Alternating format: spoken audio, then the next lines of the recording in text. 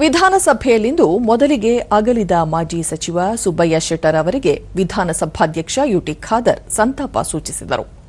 ಸುಬ್ಬಯ್ಯ ಶೆಟ್ಟರ್ ಅವರು ಇಂಧನ, ಶಿಕ್ಷಣ, ವಾರ್ತಾ ಸಚಿವರಾಗಿ ಸೇವೆ ಸಲ್ಲಿಸಿದರು. ದಾರಾ ಬೇಂದ್ರೆ ಪ್ರಶಸ್ತಿ, ಶಾಂತವೇರಿ ಗೋಪಾಲಗೌಡ ಪ್ರಶಸ್ತಿ ಸೇರಿದಂತೆ ಹಲವು ಪ್ರಶಸ್ತಿಗಳಿಗೆ ಭಾಜನರಾಗಿದ್ದರು ಎಂದು ತಿಳಿಸಿದರು.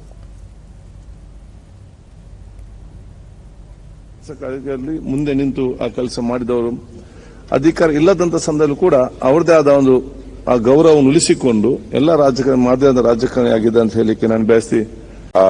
ನಿರ್ಗಳವಾಗಿ ಮಾತಾಡುವಂತ ಒಂದು ಚಾಕಚಕ್ಯತೆ ಇವೆಲ್ಲನೂ ಕೂಡ ಅವರಲ್ಲಿ ಇತ್ತು. ಅಂತವರು ಇವತ್ತು ನಮ್ಮ ಮಧ್ಯೆ ಇಲ್ಲ. ಅವರಿಗೆ ನಾನು ನನ್ನ ವಿಷಾದ ತಿಳಿಸ್ತೇನೆ. ನಮ್ಮ ಪಾರ್ಟಿ ಪರವಾಗಿ ನಾವು ಕೂಡ ಸಂತಾಪ ಸೂಚನೆ ಮಾಡ್ತೀವಿ. ಅವರು ಏನ್ ಹೇಳ್ತಿದ್ದಾರೆ, ಅರ್ಜಿಯನ್ನ ಸಲ್ಲಿಸ್ತೇವೆ. ನಿಗಮ ಮಂಡಳಿಗಳಲ್ಲಿ ಪ್ರತಿ ವರ್ಷ ಯೋಜನೆಗಳ ಗುರಿ ಹೆಚ್ಚಳ ಮಾಡಲಾಗುತ್ತಿದೆ ಎಂದು ಕಂದಾಯ ಸಚಿವ ಕೃಷ್ಣ ಬೈರೇಗೌಡ ತಿಳಿಸಿದರು. ಪ್ರಶ್ನೋತ್ತರ ಕಲಾಪದಲ್ಲಿ ಯಶ್ಪಾಲ್ ಆನಂದ್ ಸುವರ್ಣ ಅವರ ಪ್ರಶ್ನೆಗೆ ಉತ್ತರಿಸಿದ ಸಚಿವರು, ನಿಗಮ ಮಂಡಳಿಗಳಲ್ಲಿ ಎಲ್ಲಾ ಯೋಜನೆಗಳ ಗುರಿ ಹೆಚ್ಚಳ ಮಾಡಲಾಗಿದ್ದು, ವಾಲ್ಮೀಕಿ ನಿಗಮದಲ್ಲಿ ಕಳೆದ ಸಾಲಿನಲ್ಲಿ ಸುಮಾರು 149 ಕೋಟಿ ರೂಪಾಯಿಯಿಂದ ಈ ಬಾರಿ 167 ಕೋಟಿ ರೂಪಾಯಿಗೆ ಹೆಚ್ಚಳ ಮಾಡಲಾಗಿದೆ. ಒಂದು ವೇಳೆ ಫಲಾನುಭವಿ ಆಯ್ಕೆಯಾಗದಿದ್ದ ಪಕ್ಷದಲ್ಲಿ ಕಳೆದ ಬಾರಿ ಸಲ್ಲಿಸಿರುವ ಅರ್ಜಿಗಳ ದಾಖಲಾತಿಗಳನ್ನು ಮುಂದಿನ ವರ್ಷಕ್ಕೆ ಅದೇ ಅರ್ಜಿಯನ್ನು ಪರಿಗಣಿಸಲು ಕ್ರಮ ವಹಿಸಲಾಗಿದೆ ಎಂದು ಮಾಹಿತಿ ನೀಡಿದರು. 2022-23ನೇ ಸಾಲಿನಲ್ಲಿ ಗಂಗಾ ಕಲ್ಯಾಣ ಯೋಜನೆಯಡಿ 644 ಗುರಿ ನಿಗದಿಪಡಿಸಲಾಗಿತ್ತು. 2024-25ನೇ ಸಾಲಿನಲ್ಲಿ 1462 ಗುರಿಗಳನ್ನು ನಿಗದಿಪಡಿಸಿದ್ದು 2 ಪಟ್ಟು ಹೆಚ್ಚಳವಾಗಿದೆ.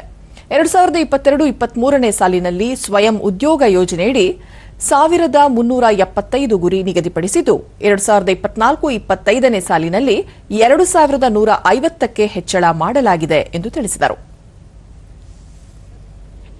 ಒಟ್ಟಾರೆ ನೋಡಿದ್ರೆ ಹೋದ ವರ್ಷ ಸುಮಾರು 149 ಕೋಟಿ ಈ ವಾಲ್ಮೀಕಿ ನಿಗಮಕ್ಕೆ ಅನುದಾನ ಕೊಟ್ಟಿದ್ವಿ. ಈ ವರ್ಷ ಬರುವ ವರ್ಷ 167 ಕೋಟಿಗೆ ಅನುದಾನವನ್ನ ಹೆಚ್ಚಳ ಮಾಡಿದ್ದೇವೆ ಸಭಾಧ್ಯಕ್ಷರೇ. ಹಿಂದಿನ ವರ್ಷಗಳಿಗೆ ಹೋಲಿಕೆ ಮಾಡಿದ್ರೂ ಕೂಡ ನಾವು ವರ್ಷ ಅದರನ್ನ ಹೆಚ್ಚಳ ಮಾಡ್ತಾನೆ ಇದ್ದೇವೆ. ಖಂಡಿತವಾಗಿ ಇನ್ನೂ ಹೆಚ್ಚಳ ಮಾಡಲಿಕ್ಕೆ ಸರ್ಕಾರ ಖಂಡಿತವಾಗಿ ಅದನ್ನ ಪರಿಗಣಿಸ್ತೇವೆ. ಇದೇ ವೇಳೆ ಖಾತರಿ ಯೋಜನೆಗಳ ಅನುಷ್ಠಾನ ಸಮಿತಿಗೆ ಕಾಂಗ್ರೆಸ್ ಸದಸ್ಯರನ್ನು ನೇಮಕ ಮಾಡಿರುವುದಕ್ಕೆ ಪ್ರತಿಪಕ್ಷ ಬಿಜೆಪಿ ತೀವ್ರ ಆಕ್ಷೇಪ ವ್ಯಕ್ತಪಡಿಸಿತು.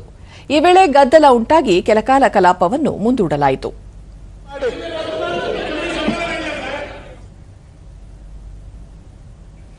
ಕೆಲ ಕಾಲದ ಬಳಿಕ ಆರಂಭಗೊಂಡ ಕಲಾಪ ಮುಂದುವರೆದಿದೆ.